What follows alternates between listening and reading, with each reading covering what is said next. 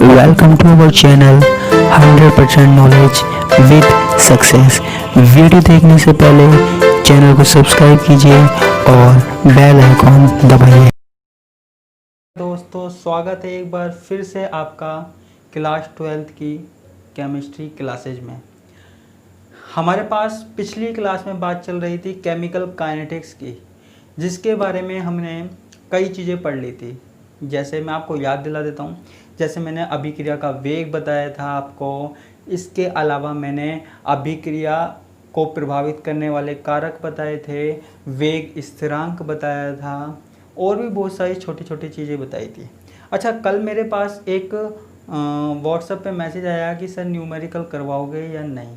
आपने अभी तक कुछ न्यूमेरिकल के बारे में नहीं बताया, तो वही टेंशन मत लो, जो चीज़ आती है वो सारी चीज़ मैं करवाऊँगा और न्यूमेरिकल भी मैं आपको करवाऊँगा, बोर्ड पे करवाऊँगा प्रॉपरली। तो इसलिए टेंशन लेने वाली बात नहीं है। जहाँ न्यूमेरिकल की ज़रूरत पड़ेगी वहाँ मैं ज़रूर कराऊँगा, ठीक है। तो इसलिए टेंशन मत लीजिए। और जिसने पिछली क्लास नहीं देखी है तो मैं उनके लिए बता दूं, मैंने प्लेलिस्ट बना दी है। तो वो पूरी की पूरी प्लेलिस्ट की जो लिंक है वो मैंने आज डिस्क्रिप्शन में दे दी है। तो आपको सारी वीडियो एक साथ मिल जाएगी, जब से मैंने क्लास स्टार्ट की थी तब से लेके अब तक। तो आपको कोई भी क्लास ढूंढने में प्रॉब्लम नहीं होगी, क्रम से आपको क्लास मिल जाएगी, ठीक है। तो ये तो हुई जनरल सी बात। आज की क्लास स्टार्ट करते हैं। आज का जो टॉपिक है, आज हमारे पास दो टॉपिक है, ठीक है। तो दो टॉपिक में जो सबसे पहला टॉपिक है वो है अभिक्रिया की अनुसंख्यता, मॉलिक्यूलरिटी ऑफ रिएक्शन। देखो, नाम से ही पता लग रहा है अभिक्रिया की अनुसंख्यता, अणुओं की संख्या, ठीक है। तो इसका मतलब क्या हुआ, कोई भी अभिक्रिया है, कोई भी अभिक्रिया है, अभिक्रिया में जो अणु भाग ले रहे हैं, अणु भाग ले रहे हैं, परमाणु भाग ले रहे हैं, आयन भाग ले रहे हैं, तो उनकी जो संख्या है ना, वो अभिक्रिया की अनुसंख्यता कहलाती है, ठीक है। कोई भी आपसे पूछे अभिक्रिया की अनुसंख्यता क्या है, तो अभिक्रिया में भाग लेने वाले परमाणु, आयन या अणुओं की कुल संख्या अनुसंख्यता कहलाती है, जितने भाग ले रहे हैं, ठीक है। आया, सिंपल सी बात है, कोई ज़्यादा बड़ी बात नहीं है, बस समझना। हालांकि इसमें से आईआईटी नीट में क्वेश्चन पूछे जाते हैं, ठीक है, घुमा के क्वेश्चन पूछे जाते हैं, वो भी मैं आपको अगली क्लासों में बताऊंगा कैसे क्वेश्चन पूछे जाते हैं। लेकिन अभी इसको समझना, आपको लगेगा बिल्कुल सरल सा है, लेकिन इसमें भी कई चीज़ें ऐसी है जो घुमाकर पूछी गई है। तो आपको एक एक बात पे फोकस करना है, एक एक बात का ध्यान रखना है, ठीक है। तो देखो, अब अभिक्रिया की अनुसंख्यता को हम कई भागों में बांट सकते हैं, ठीक है, या अलग अलग प्रकार की हो सकती है। कौन कौन सी? जैसे हमारे पास हो सकती है एक अणुक अभिक्रिया, एक अणुक यूनिमोलिकुलर रिएक्शन। नाम से ही पता लग रहा है हमको, एक अणुक यानी कि एक अणु, यानी कि ऐसी अभिक्रिया जिसमें केवल एक अणु भाग ले रहा है, एक अणु है, आयन है, जो भी भाग ले रहा है वो हमारे पास क्या हो गई, एक अणुक अभिक्रिया हो गई, ठीक है। एक अणु भाग लेने पर एक अणुक अभिक्रिया। जैसे हमारे पास रिएक्शन है, हमारे पास H2O2 है, एक अणु है, इससे क्या बन रहा है, H2 plus half O2, H2 plus half O2, वो मैटर नहीं है। लेकिन आप देखिए एक अणु है H2O2 में, ठीक है। साथ में हमारे पास क्या है, Br2, ब्रोमीन। ब्रोमीन क्या है, एक अणु है, ठीक है। तो ये हो गई हमारे पास एक अणुक अभिक्रिया। आगे क्या बन रहा है उससे अभी हमें मतलब नहीं है, अभी उसकी बात हम नहीं कर रहे हैं, हमको सिर्फ अभिकारक देख रहे हैं, अभिकारक में कितने अणु भाग ले रहे हैं, ठीक है। अब हम आगे की बात करते हैं। इसी तरीके से हम कह सकते हैं द्विअणुक अभिक्रिया, बायमोलिकुलर रिएक्शन। ऐसी कोई अभिक्रिया है जिसमें दो अणु, दो परमाणु या दो आयन भाग ले सकते हैं, तो ऐसी अभिक्रिया हमारे पास द्विअणुक अभिक्रिया कहलाती है, बायमोलिकुलर रिएक्शन कहलाती है, ठीक है। आपको दिख रहा होगा द्विमोलिकुलर अभिक्रिया 2HI।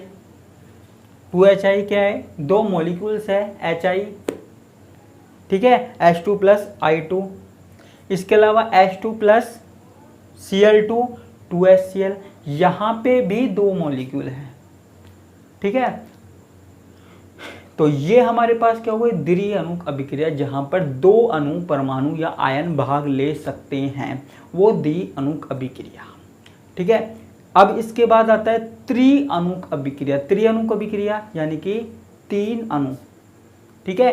3 अणु जब हमारे पास भाग ले सकते हैं तो वो त्रि अणुक अभिक्रिया, ठीक है। रिएक्शन देखते हैं, 2NO प्लस Cl2, आगे क्या बन रहा है हमें मतलब नहीं है, ठीक है।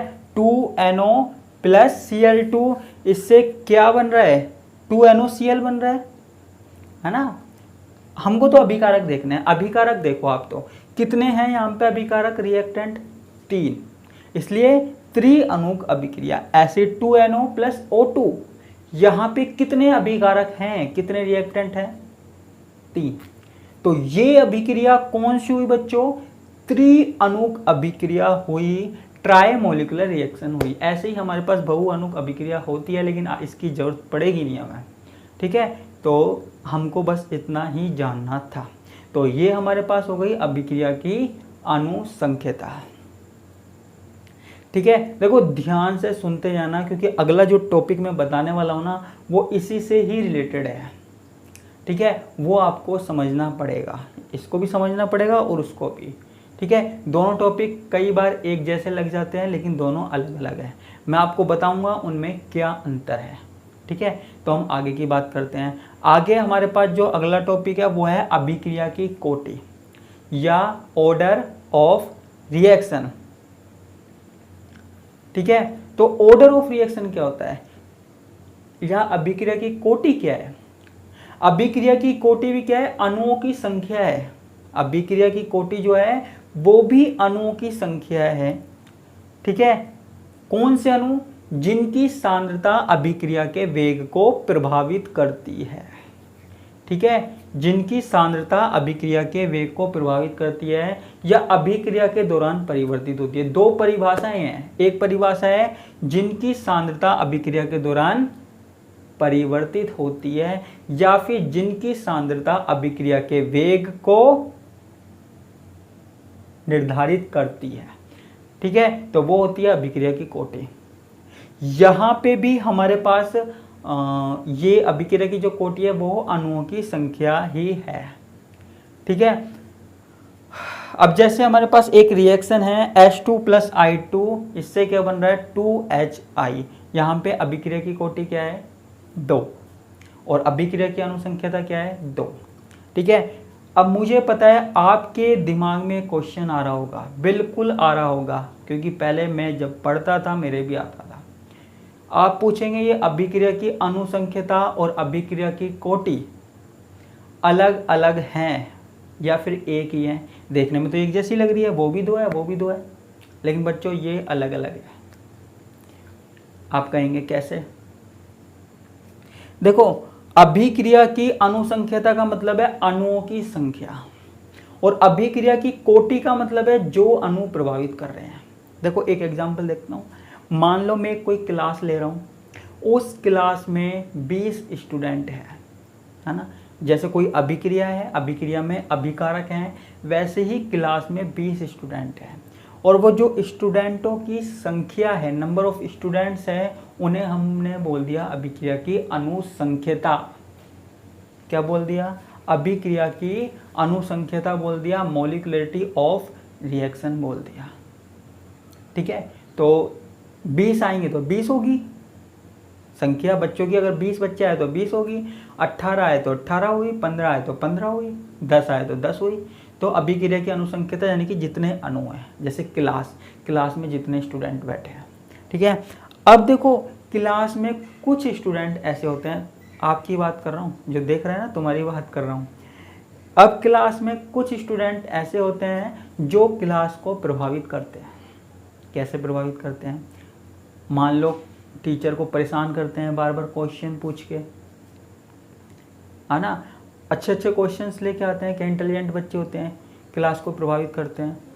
अगर मान लो कोई दिन वो नहीं आए, वो स्टूडेंट क्लास में नहीं आए, तो मैं सोचूंगा यार आज वो क्यों नहीं आया, जिसके कारण क्लास प्रभावित होती थी, जो क्वेश्चन पूछता था। या फिर ऐसे स्टूडेंट जो पीछे बेंचों पे बैठे रहते हैं, परेशान करते हैं, हुड़दंग मचाते हैं क्लास में, है ना, या फिर क्लास के माहौल को प्रभावित करते हैं, ठीक है, तो उनको मान लो आप अभिक्रिया की कोटि। जिस दिन वो नहीं आएंगे, ऐसे स्टूडेंट जो क्लास को प्रभावित करते हैं वो नहीं आएंगे, तो अभिक्रिया की कोटि क्या होगी? नहीं होगी। उनको हमने मान लिया अभिक्रिया की कोटि। सोच के देखना, जैसे क्लास में सारे स्टूडेंट है वो अभिक्रिया की अनुसंख्यता, और उन क्लास के स्टूडेंटों में से जो स्टूडेंट क्लास को सबसे ज़्यादा प्रभावित करते हैं वो है अभिक्रिया की कोटि। ऐसे ही हमारे पास अभिक्रिया है, ठीक है। तो जब वो स्टूडेंट नहीं आएंगे तो क्लास प्रभावित नहीं होगी, टाइम वेस्ट नहीं होगा, है ना, क्लास का टाइम वेस्ट भी नहीं होगा। ऐसा एक बार सोच के देखना, आपके दिमाग में एक बार सोच के देखना ऐसा हुआ है क्या कभी, ठीक है। और कई स्टूडेंट ऐसे होते हैं जो क्लास में बिल्कुल चुपचाप बैठे रहते हैं, है ना, उनको मतलब ही नहीं होता क्लास में क्या चल रहा है क्या नहीं चल रहा, तो वो क्लास में आए चाहे नहीं आए कोई फ़र्क नहीं पड़ता है, ठीक है, कोई फ़र्क नहीं पड़ता है। तो ये हमारे पास किसकी बात हो गई? अभिक्रिया की कोटि की। किसकी बात हो गई? अभिक्रिया की कोटि की। अब देखो इन दोनों में और क्या क्या अंतर है, तो मैं अंतर बताता हूँ अभिक्रिया की कोटि और अभिक्रिया की अनुसंख्यता में। अभिक्रिया की अनुसंख्यता, देखो अभिक्रिया की अनुसंख्यता का मान 0 नहीं हो सकता। क्लास में अगर स्टूडेंट ही नहीं होंगे तो मैं किसको पढ़ाऊँगा? मेरी वीडियो अगर कोई देखेगा ही नहीं तो मैं वीडियो को क्यों बनाऊँगा? या फिर मैं क्लास में अगर कोई स्टूडेंट है ही नहीं तो मैं क्यों पढ़ाऊँगा? पढ़ाऊँगा क्या? नहीं। तो अभिक्रिया की अनुसंख्यता का मान कभी भी 0 नहीं हो सकता।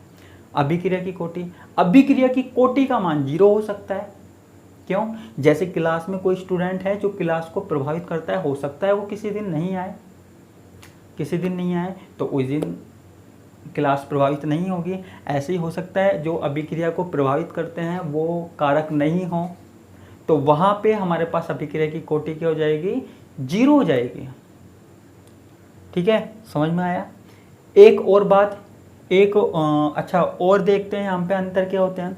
तो दूसरा अंतर में हम देखते हैं कि जो अभिक्रिया की अनुसंख्यता है वो हमेशा पूर्णांक होती है। देखो मैं आपको एग्जांपल से बताए जा रहा हूँ, वो हमेशा पूर्णांक होती है, ठीक है, पूर्णांक पूरी पूरी होती है। 1 2 3 4, 0 तो होगी नहीं कभी, 1 2 3 4 5 ऐसे होती है, ठीक है। कोई भी अणु कभी भी आधा नहीं होगा या फिर दशमलव में नहीं होगा। आप ऐसे नहीं बोल सकते कि हमने कोई अणु लिया, कोई आधा अणु लिया, कोई सवा अणु लिया, कोई पौना अणु लिया, ऐसा आप कभी भी नहीं बोल सकते, ध्यान रखना, ठीक है। तो अभिक्रिया की अनुसंख्यता हमेशा पूरी पूरी होगी, ये बात आपको ध्यान रहेगी, ठीक है। तो अभिक्रिया की अनुसंख्यता पूरी पूरी, हाँ, लेकिन अभिक्रिया की कोटि दशमलव में हो सकती है, ऋणात्मक भी हो सकती है, 0 भी हो सकती है। दशमलव में कैसे हो सकती है? हो सकता है जैसे क्लास में कोई स्टूडेंट है वो कभी तो क्लास को प्रभावित करता हो, कभी चुपचाप बैठा रह सकता हो सकता है उसको किसी ने धोखा दिया हो, दुखी हो गया हो किसी दिन, तो वो आके चुपचाप बैठ जाएगा। आपकी क्लास में भी ऐसे कुछ स्टूडेंट होंगे जो वैसे तो उड़दंग मचाते रहते हैं, लेकिन कभी कभार ऐसा होता है कि वो क्लास में आकर चुपचाप बैठ जाते हैं, तो उस दिन वो क्लास को प्रभावित नहीं करते। अब चाहे कारण कुछ भी हो, चाहे घर पे पापा से पिट के आए हो, या फिर किसी दोस्त से लड़ाई करके आए हो, या फिर हो सकता है कोई छोड़ के चली गई हो या चला गया हो, मजाक कर रहा हूँ, सीरियस मत लेना, आप में से कुछ हो सकते हैं ऐसे, तो उस दिन वो क्लास को प्रभावित नहीं करेंगे। तो ऐसे अभिक्रिया की कोटि हमारे पास क्या हो सकती है? दशमलव में भी हो सकती है, ठीक है, पॉइंटों में भी हो सकती है, ऋणात्मक भी हो सकती है, नेगेटिव भी हो सकती है, ठीक है। तो ये हमारे पास दूसरी बात हो गई। एक और देखते हैं अंतर, जो अभिक्रिया की कोटि है, ये आज पहले अभिक्रिया की अनुसंख्यता, अभिक्रिया की अनुसंख्यता का मान है वो हम अभिक्रिया देखकर ही बता सकते हैं, वो हम अभिक्रिया देखकर ही बता सकते हैं। जैसे देखो किसी अभिक्रिया में 2 अणु है, 3 अणु है, 4 अणु है, वो देखकर ही पता लग जाएगा, ठीक है। आप अणु गिन लोगे, मॉलिक्यूल गिन लोगे, आप देखकर ही बता दोगे। अभिक्रिया जैसे मैंने अभी बताई, तो आप उसमें अणु देखोगे 2 3 4, तो आप अणु देखकर अभिक्रिया की अनुसंख्यता बता दोगे। यानी कि जो अभिक्रिया की अनुसंख्यता का मान है वो सैद्धांतिक होता है, ठीक है। और रही बात अभिक्रिया की कोटि, तो अभिक्रिया की कोटि का मान आप देखकर नहीं बता सकते।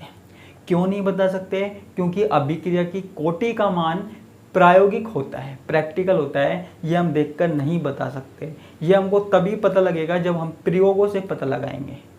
इसकी भी अलग अलग विधि है, उसकी भी हम बात कर लेंगे, लेकिन अभिक्रिया की कोटि का मान हम देखकर नहीं बता सकते, प्रयोगों द्वारा ही बता सकते हैं। ठीक है, तो आज की क्लास में हमारे पास हो गई अभिक्रिया की अनुसंख्यता और अभिक्रिया की कोटि। ठीक है, आगे की बात हम करेंगे अगली क्लास में।